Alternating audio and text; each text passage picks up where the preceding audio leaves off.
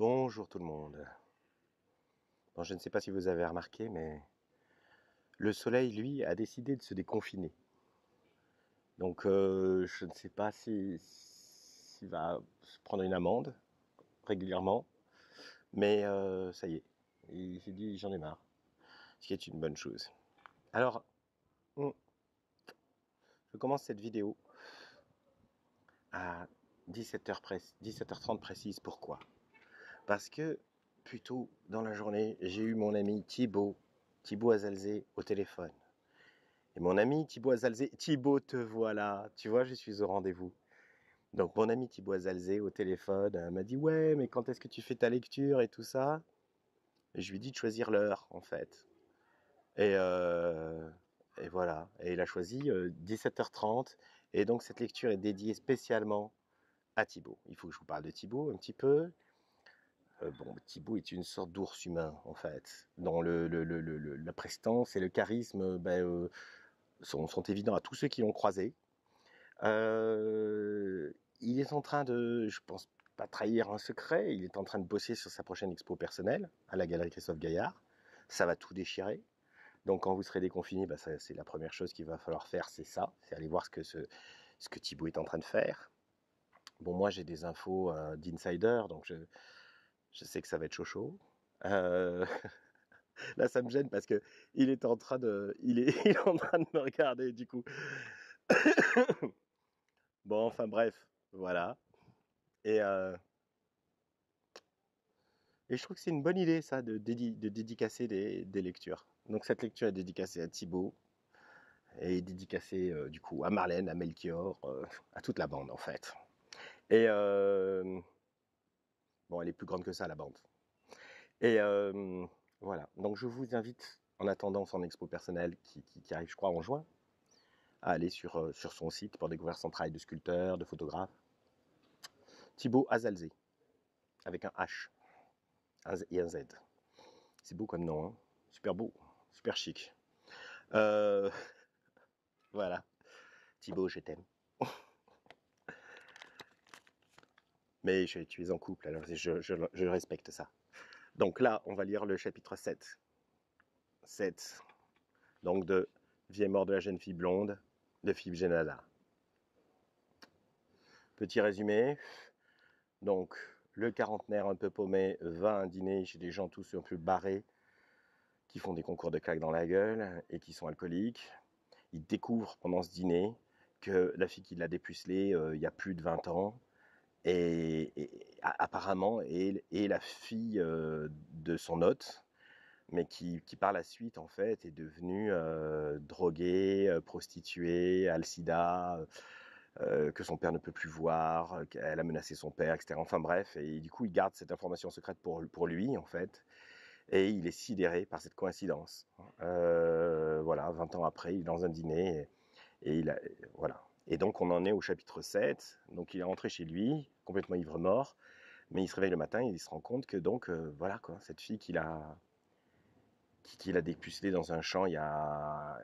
C'est elle qui l'a dépucelée lui, hein, dans un champ il y a plus de 20 ans, était la fille de son hôte et elle a eu un destin tragique en fait. Et apparemment, elle se prostitue à Marseille, elle vient d'être quittée par un Tchadien qui l'a volée. Enfin bref, un destin absolument terrible alors que c'était une gamine magnifique. Bon, même si complètement folle du cul, dès ses 12 ans et abandonnée par sa mère, actrice célèbre. Bon, voilà, ça permet aux gens qui n'ont pas suivi les lectures précédentes de se repérer, même si je ne saurais que trop vous conseiller de, de, de consacrer votre vie en fait à écouter ces lectures. À l'attaque. À cette époque-là, je me levais tous les jours vers 13 ou 14 heures. 8h15, c'était le milieu de la nuit. J'avais dû dormir 3 heures au mieux et c'est probablement la migraine qui m'avait réveillé, comme souvent lorsque j'ai trop bu. Mais pas seulement. Car d'habitude, quand je soulève une paupière dans ces conditions, je suis d'une humeur exécrable, je m'en veux, je me sens mal, je patauge dans un marécage de sommeil pâteux et me tords longtemps sous la couette de misère qui m'encombre, m'empêtre et me colle à la peau comme une ennemie, torturée par des pensées noires et des montées de panique. Mais cette fois, non. J'ai tout de suite senti de la lumière. Le temps de réaliser où j'étais, dans mon lit, je me réveille, et je n'avais qu'un mot clair en tête, Céline.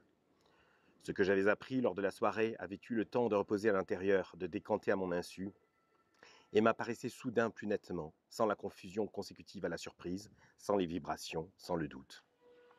J'ai ouvert les yeux et, malgré la fatigue qui me durcissait les muscles et le surplus d'alcool qui m'amollissait les entrailles, j'ai aussitôt su que c'était elle, Céline. C'était bien son prénom. Ça ne pouvait pas être Cécile ou Karine ou Émilie. Ces prénoms ne me disaient plus rien à présent, me semblaient vides et abstraits. La jeune fille que j'avais baisée adolescent dans un champ ne pouvait s'appeler que Céline. Ça, c'était du prénom dense, chargé et vivant, qui m'évoquait quelque chose.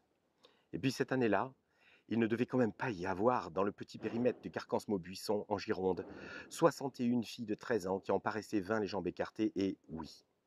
Ça me revenait brusquement en regardant le plafond, comme si la petite blonde me parlait à l'oreille 23 ans plus tard. Oui, elle m'avait dit qu'elle avait avorté quelques mois plus tôt, qu'elle habitait Paris, et non, non, comment ai-je pu oublier ce détail? Ce n'était pas un détail. Chez les Mourati, oui, j'avais vu son père. Mon cœur battait si fort que j'ai dû m'asseoir dans le lit pour ne pas me désintégrer sur le matelas. Ma tête tournait. Je me souvenais de tout. Je revoyais dans les moindres détails l'après-midi que j'avais passé avec elle. Mon esprit fonctionnait à plein régime, c'est ma spécialité, à peine quelques secondes après le réveil, comme une puissante machine qui se remet en route, qui sort des archives poussiéreuses enfouies sous des centaines et des centaines d'autres en vrac et les fait défiler derrière les yeux, aussi nettes que si elles avaient été rangées la veille. Tout me semblait lumineux, à l'intérieur et autour de moi. Céline, la petite blonde, nue dans le champ, il y a longtemps, qui revenait maintenant. J'étais excité comme un bambin, et je ne comprenais pas vraiment pourquoi. Ça n'avait rien à voir avec quoi que ce soit de sexuel, ni de sentimental. Ce n'était pas le souvenir qui me troublait, c'était plus profond, plus violent. Ça touchait à ma vie même. Je n'ai pas su résister au besoin de me lever tout de suite, moi qui traînais toujours plus d'une demi-heure au lit, incapable de coordonner mes mouvements pour en descendre, pour atteindre le sol, surtout quand j'avais la gueule de bois, et d'aller, flottant au-dessus du parquet, allumer une cigarette dans le salon et m'installer sur le fauteuil. Mon fauteuil. En fumant, agité, léger, dans la lumière froide et pâle du matin que je connaissais peu, je commençais à comprendre ce qui me rendait euphorique. Je ne suis pas une bille qui roule vers la mort. Je ne suis pas non plus une mouche perdue qui vole n'importe où, sans autre passé que la vitre qu'elle vient de cogner et qui lui a fait changer de route. Et ce n'est pas simplement la coïncidence qui me rassure et m'enthousiasme. Après tout, deux mouches qui ont failli se percuter dans la cuisine du studio du premier étage peuvent se retrouver posées par hasard sur le même lustre du grand appartement du cinquième. Ça ne fait toujours d'elles que des mouches. Tiens, te revoilà, je te retiens à toi. Quelque chose se forme en moi, se solidifie, quelque chose qui me rend heureux. Si. En terminant ma cigarette, je change, je me sens plus vaste, plus complexe, plus fort. Le passé qui revient me reconstitue. Il est avec moi. Il y a soudain un lien tangible entre mes 16 ans et mes 39 ans. Un lien qui vient d'apparaître. Les personnes qu'on fréquente de façon régulière, même depuis des années, ne créent paradoxalement pas ce lien. Elles avancent avec nous, roulent la pelote avec nous. Un fil auquel m'accrocher, une fille qui n'existait plus et qui existe. Tous les soirs, Joe, Bub, Gwen et moi, on allait en boîte. C'était ses amis d'enfance de 8 à 20 ans. Pour danser, montrer qu'on savait bien danser et chercher des filles qu'on ne trouvait jamais. Si on trouvait tous les soirs des filles qui voulaient bien nous embrasser, nous laisser leur toucher les seins, souvent des petits seins inquiets, mais ensuite on n'arrivait jamais à les emmener au camping pour les sauter. On ne savait pas comment s'y prendre, quel mot ou geste spécifique employer pour franchir le pas. Toucher les seins d'une fille et coucher avec elle comme dans les films nous paraissaient deux choses aussi différentes et difficiles à enchaîner que manger des raviolis et sauter à la perche, par exemple. De toute façon, je crois qu'à cet âge-là, ça nous arrangeait plutôt de ne pas avoir à tenter les prouesses techniques qui amènent la femme à l'orgasme. On aimait bien les raviolis et on s'en contentait joyeusement. Jusqu'à un certain âge, faut dire, il n'y a rien de meilleur. Je ne me rappelle plus le nom de la boîte, je confonds avec toutes celles de nos vacances suivantes ailleurs, le New Way, la taverne, le Stirven, les chandelles. Mais je sais que c'était à l'époque la seule de Carcansmo-Buisson, et qu'on ne payait pas l'entrée. On venait tous les soirs à l'ouverture, habillés à la dernière mode de la banlieue parisienne, toujours les premiers à danser, on tenait compagnie aux filles seules, et on ne se battait jamais avec personne. Il aurait fallu être pingre pour nous faire payer. Pour la boisson, on s'envoyait avant d'y aller 1 litre de bière à la terrasse d'un café, dans de grandes chopes qui impressionnaient tous les passants. On était des hommes. On devait avoir l'air crétin à jouer les durs avec nos trois poils. Quand j'en vois de ce genre aujourd'hui, et il y en a des ribambelles, j'ai toujours un pincement au cœur. Puis on cachait dans un fossé, près de l'entrée de la boîte, une bouteille de mauvais whisky qu'on avait acheté dans l'après-midi chez Coupe. Et on sortait de temps en temps pour taper dedans, chacun notre tour, mystérieux et décadent.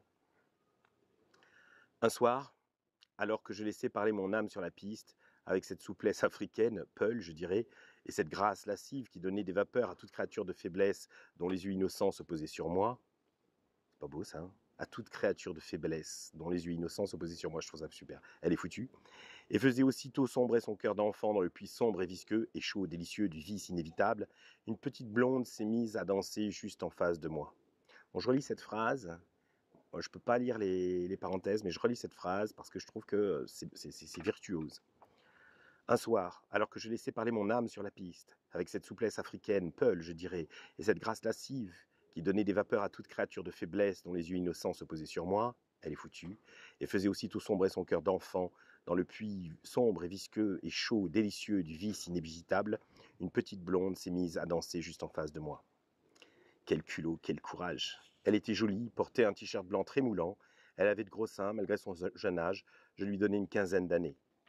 Une petite jupe noire, la même matière molle, je ne sais pas comment ça s'appelle, que les joggings, comme c'était la mode à l'époque pour les jupes, et avait dans le regard quelque chose de terrifiant, l'assurance. Elle me dévisageait en souriant et, moins de 20 secondes après son apparition devant moi, elle m'a caressé les cheveux, s'est hissée sur la pointe des pieds et m'a glissé directement sa langue dans la bouche. C'est extrêmement réconfortant dans ce monde de maladresse et d'incertitude. Putain. C'est de l'ordre du génie, là, ça. Sous l'œil de mes 3 amis stupéfaits, moins que moi, cette jeune beauté entreprenante m'a entraîné quelques instants plus tard vers une banquette somptueuse, quoique pourrie.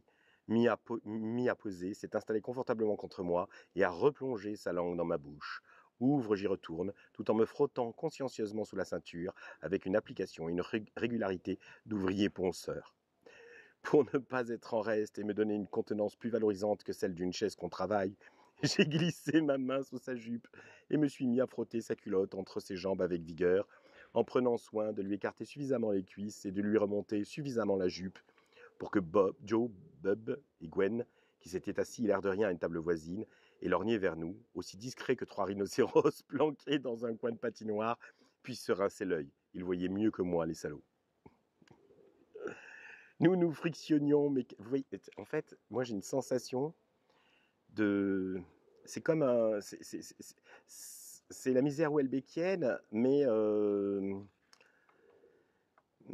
qui trouve une échappatoire. Bon, là, ils sont jeunes, hein, voilà, il décrit la misère welbeckienne, mais il y a encore les promesses de la jeunesse, il y a encore l'innocence, il y a encore le temps, il y a encore, c'est même pas la patience, il y a encore le...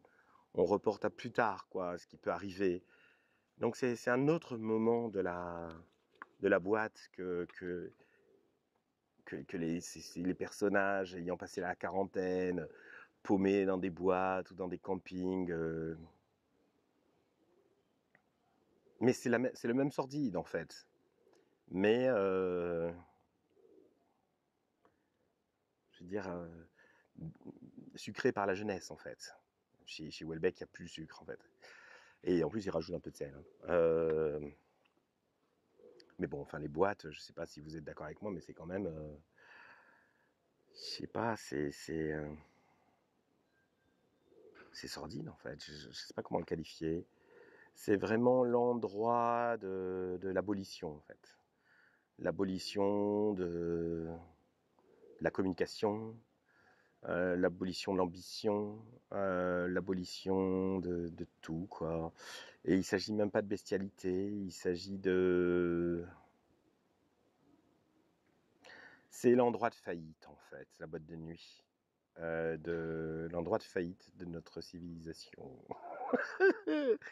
Ah bon? Vraiment? À peine? Juste ça, Marc?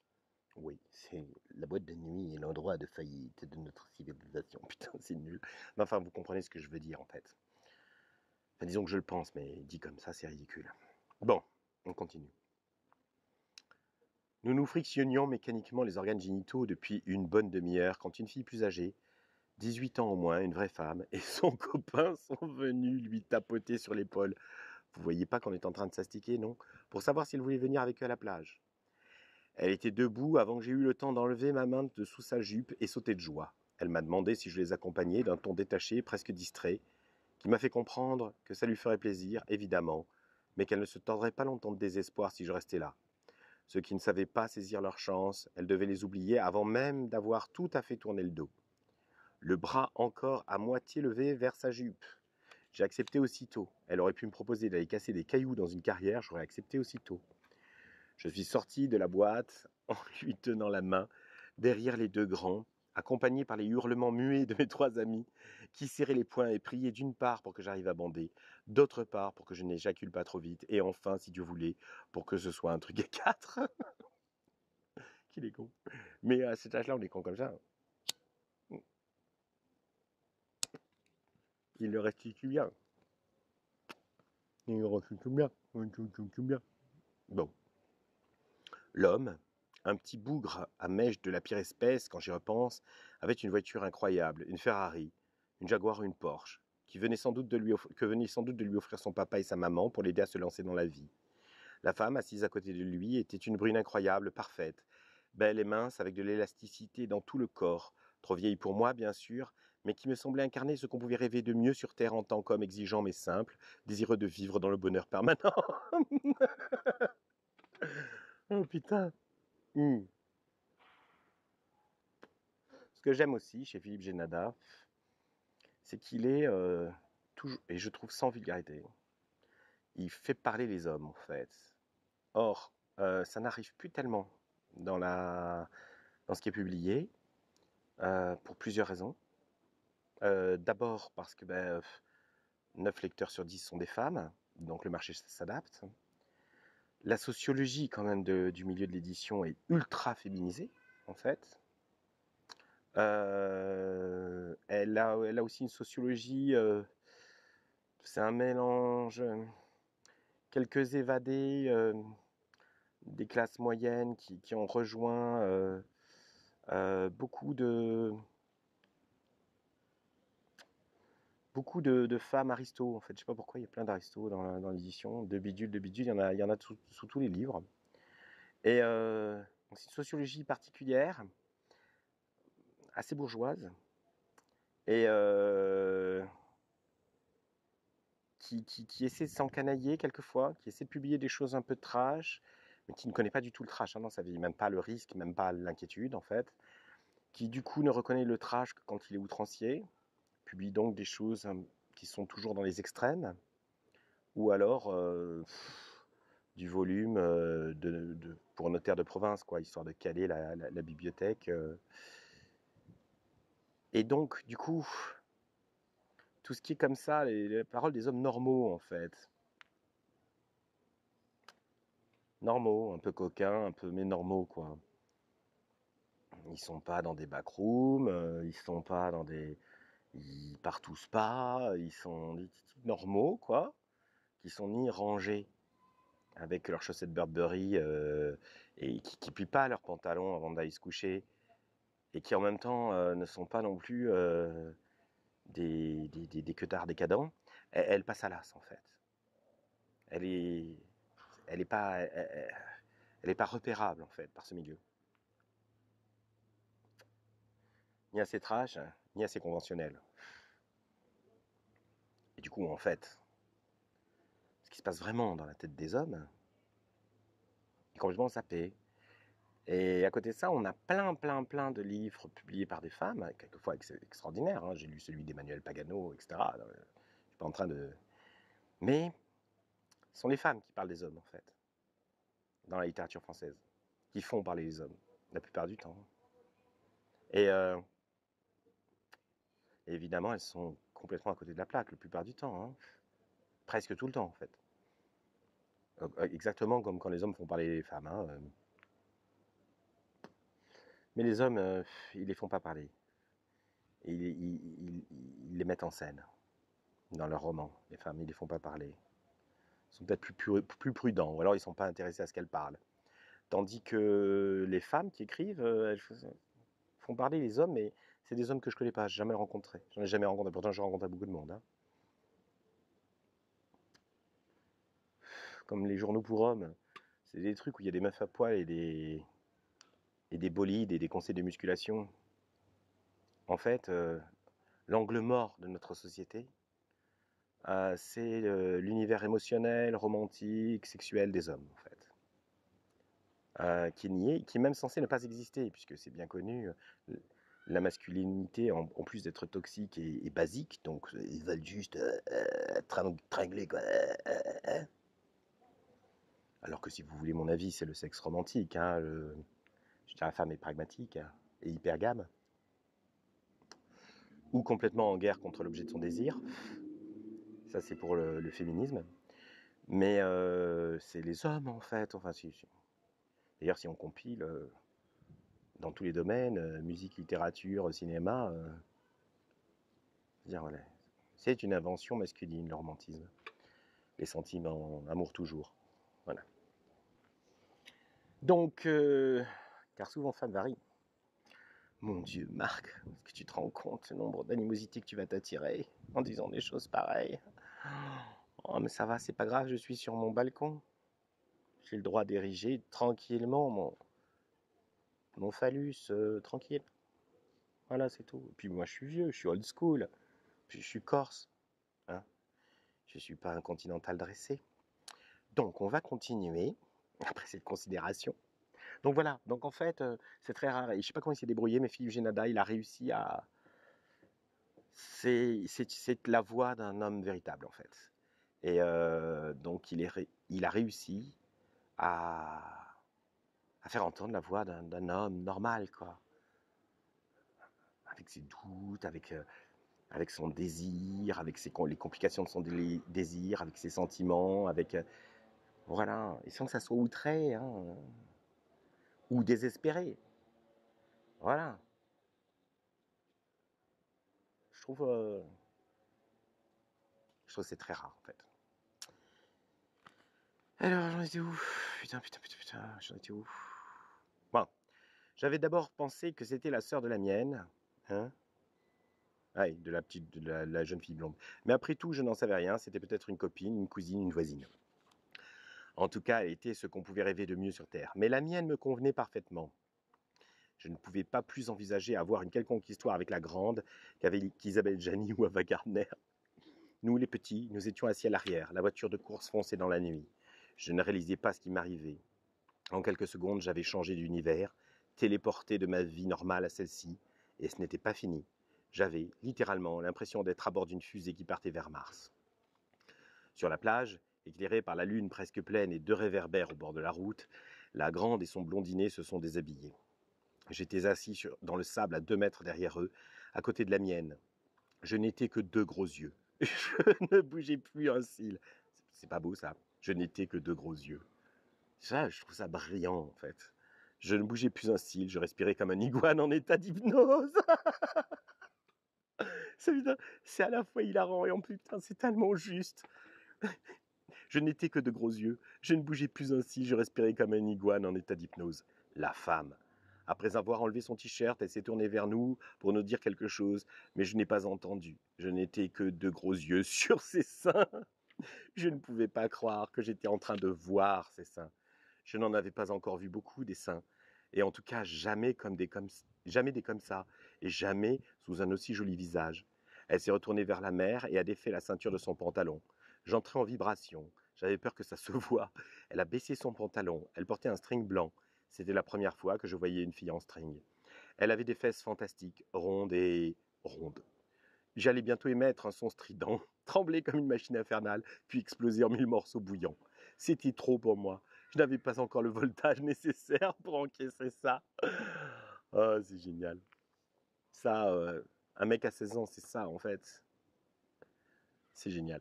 Je vivais un tournant de mon existence.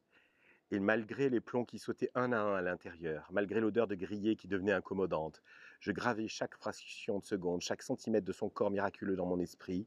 Et 23 ans plus tard, ça tient toujours, tout est intact. Je n'ai rien su d'autre d'elle et ne saurai jamais rien d'autre que la forme de son corps, chaque centimètre, et la petite étiquette de son string.